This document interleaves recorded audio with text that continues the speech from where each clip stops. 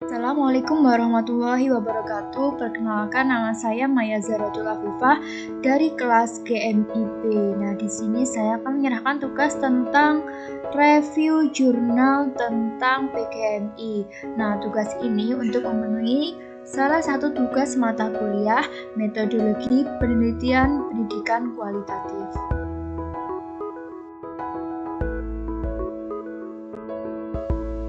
Nah, jadi teman-teman langsung saja kita buka hasil review jurnal yang sudah saya buat. Nah, ini merupakan tampilan dari review jurnal yang sudah saya buat. Jadi dalam review jurnal itu terdapat beberapa komponen. Yang pertama itu ada judul, kemudian ada nama jurnal, kemudian juga ada volume dan halaman, kemudian juga ada tahun, penulis, kemudian ada reviewer. Kemudian selanjutnya setelah ada reviewer, nah di sini juga ada tanggal review jurnal tersebut. Setelah tanggal review juga ada latar belakang dari penelitian.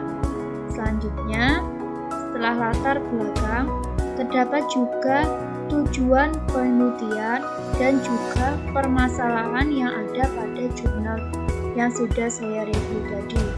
Setelah permasalahan, saya juga menyantumkan objek penelitian, kemudian juga ada subjek penelitian, dan tidak lupa saya juga menyantumkan metodologi penelitian. Jadi penelitian tersebut dengan teknik apa yang digunakan, kemudian teknik pengumpulan datanya bagaimana, itu sudah ada dalam jurnal tadi.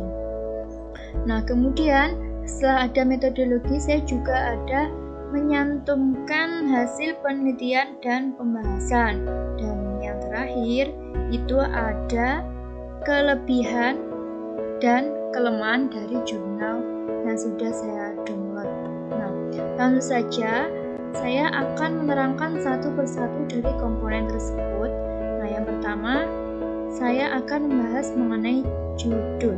Nah, judul jurnal yang sudah saya download, yang sudah saya review itu merupakan analisis kesiapan mahasiswa prodi pendidikan guru madrasah ibtidaiyah sebagai calon pendidik profesional. Nah, di sini saya juga menyantumkan link jurnal tersebut. Kemudian ada nama jurnal.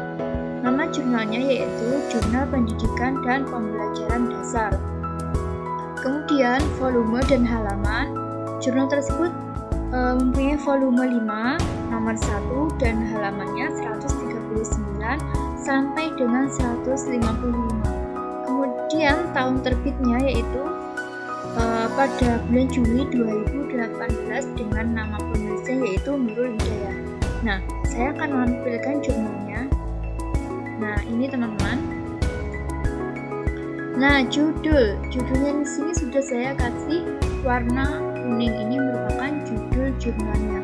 Kemudian untuk nama jurnal di sini saya sudah menampilkan nama jurnalnya yaitu Jurnal Pendidikan Pembelajaran Dasar. Nah, kemudian untuk volumenya di sini juga di bawah dari nama jurnal, kemudian juga ada tahun terbitnya. Nah, untuk penulisnya di sini yaitu yang bernama Nurul Hidayah dengan emailnya sudah yang tertera.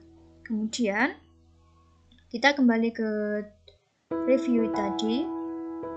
Setelah ada penulis, di situ juga ada reviewer. Reviewer di situ adalah orang yang mereview jurnal. Di sini saya sendiri yaitu Maya Zaratul Afifah.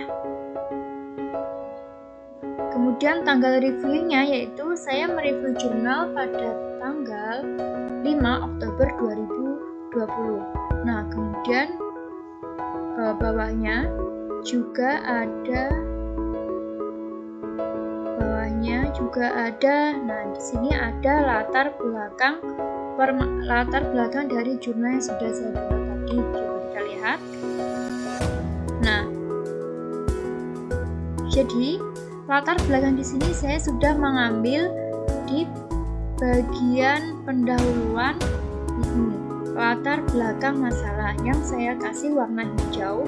Di sini saya cantumkan untuk tugas review yang sudah saya buat di latar belakang. Saya akan membacakan latar belakang dari review jurnalnya itu yaitu Masalah yang berkaitan dengan tugas seorang pendidik menjadi pembicaraan di masyarakat, sehingga aspek kompetensi yang harus dimiliki pendidik menjadi penilaian publik tersebut. Rendahnya mutu pembelajaran yang disebabkan oleh tuntutan bagi seorang pendidik, minimnya sarana dan prasarana di sekolah, dan rendahnya kompetensi yang dimiliki oleh pendidik juga menyebabkan proses dalam pembelajaran tidak berjalan dengan optimal.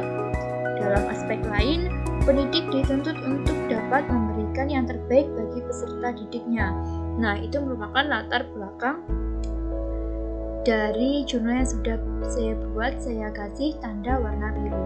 Kemudian setelah latar belakang di sini ya, setelah latar belakang juga ada tadi yaitu tujuan penelitian. Nah, tujuan penelitian di sini saya mengambil dari abstrak jurnal yang sudah saya download. Nah, ini dia yang saya kasih tanda warna biru ini ya, biru muda.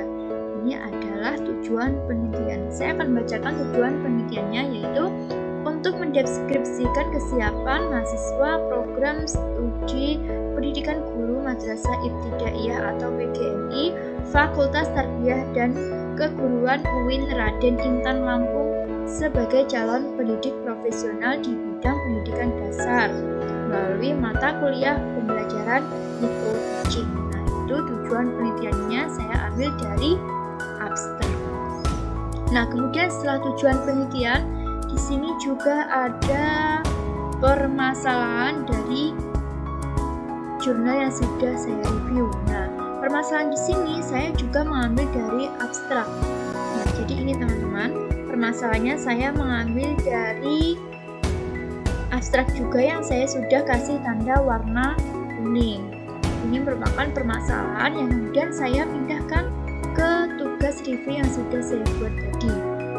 Saya akan bacakan permasalahannya, yaitu dalam melaksanakan kegiatan pembelajaran dengan komponen keterampilan dasar mengajar terdiri dari 8 keterampilan, yaitu keterampilan membuka dan menutup pembelajaran, keterampilan menjelaskan, keterampilan mengadakan variasi, dan lain sebagainya. Nah, namun belum dapat dilakukan dengan baik dari 8 komponen tadi. Terlihat pada komponen pengelolaan kelas, mahasiswa praktikan tidak memberikan teguran kepada peserta didik karena rasa tidak enak karena peserta didiknya merupakan sesama temannya sendiri ya, karena tadi kan menggunakan mata kuliahnya pembelajarannya micro teaching, jadi mungkin subjeknya merasa tidak enak karena dia adalah temannya sendiri. Nah, kemudian juga ada subjek penilaiannya. Kita kembali lagi, subjek penilaian.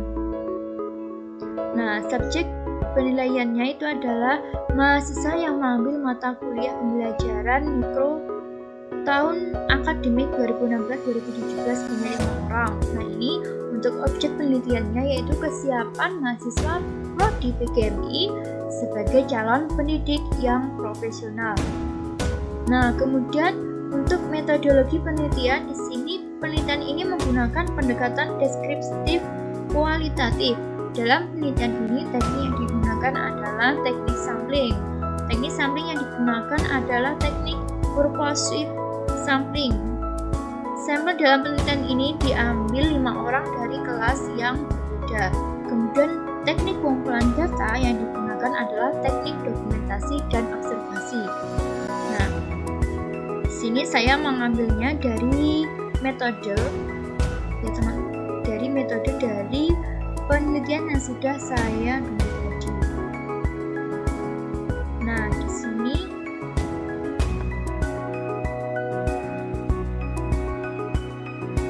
ini adalah metode penelitian. Nah, kemudian subjek penelitian tadi saya mengambilnya juga dari sini ya, dari metode penelitian tadi yang sudah saya temukan di metode penelitian. Nah, untuk penelitian ini menggunakan pendekatan deskriptif kualitatif. Nah, saya ambilnya dari yang warna merah ini. Secara umum, metode penelitian ini diartikan sebagai cara ilmiah untuk mendapatkan data penelitian dengan tujuan tertentu. Tujuannya tadi kan sudah disebutkan. Kemudian di sini maka penelitian ini menggunakan deskriptif dengan pendekatan kualitatif. Nah, itu pendekatan dalam metodologi penelitian. Kemudian selanjutnya, dalam penelitian ini teknik sampling yang digunakan adalah teknik purposive sampling. Sampling dalam penelitian ini yang diambil sebanyak 5 orang dari kelas yang berbeda. Nah, itu untuk penelitiannya saya ambil dari sini yang berwarna biru ya. Kemudian ada teknik pengumpulan data. Nah, teknik pengumpulan datanya sudah saya kasih warna juga, di sini juga ada. Jadi, teknik pengumpulan data yang digunakan adalah teknik dokumentasi dan observasi. Dokumentasi data berupa silabus, kemudian juga ada RPP, kemudian rancangan penilaian, video rekaman mahasiswa latihan, terus kemudian ada catatan yang berkaitan pada proses pembelajaran.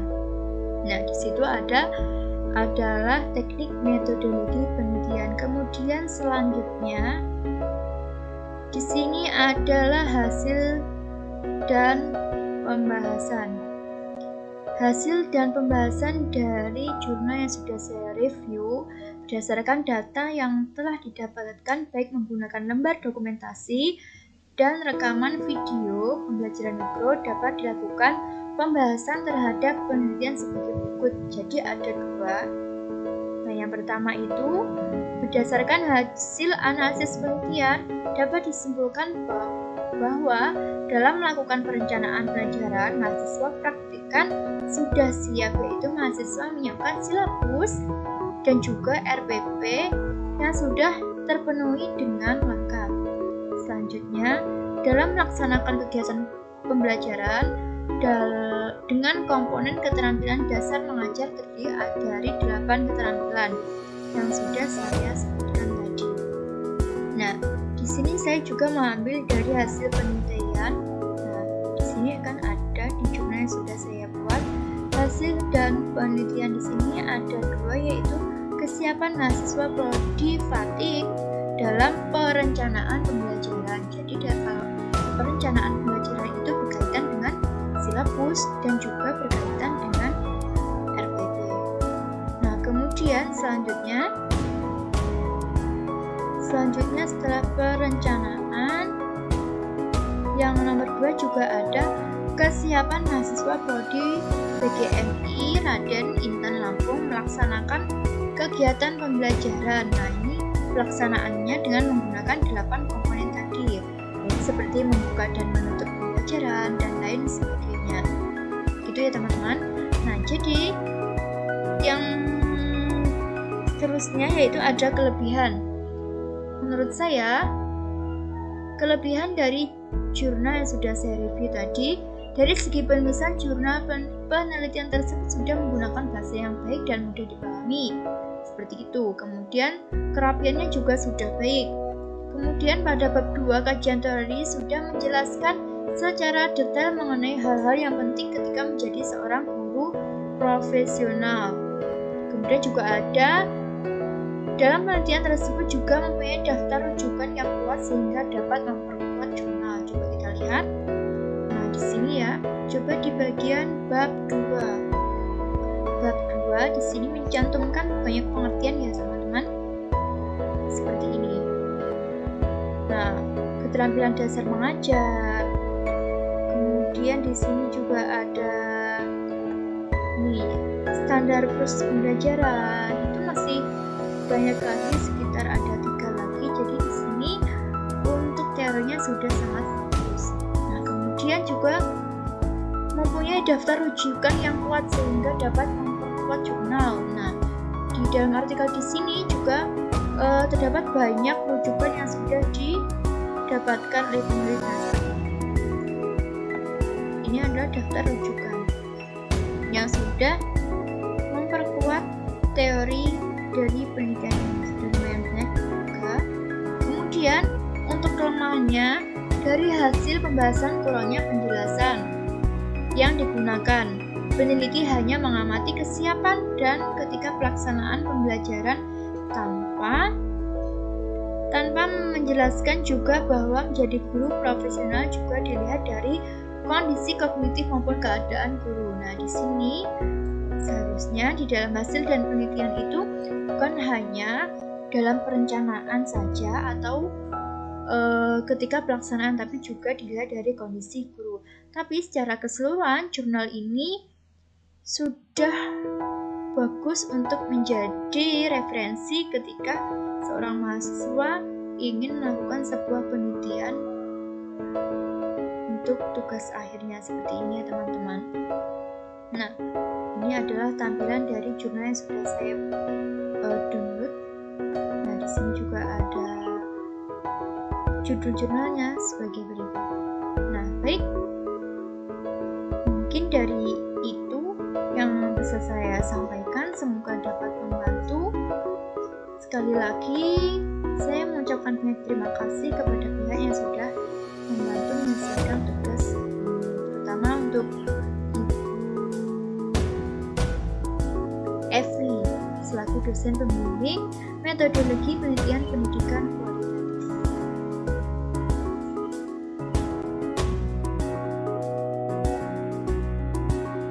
Penjelasan dari saya, apabila ada salah atau kurangnya, saya mohon maaf yang sebesar-besarnya. Akhiran, wassalamualaikum warahmatullahi wabarakatuh.